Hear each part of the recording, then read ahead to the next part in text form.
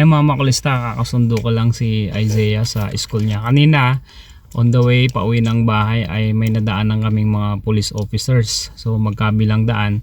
Tapos may biglang tumawid na dalawang tao sa harapan ko. Buti nakapag-preno agad ako. Hindi ko kasi akalain na tatawid sila kasi iba ang direksyon nila kanina.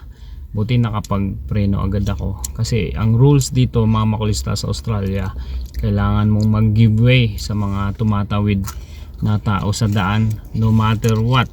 Kailangan hintayin mo silang makatawid sa kabilang daan bago ka pwedeng magpaandar ng sasakyan mo. 'Di ba? Nakita mo yung pulis kanina?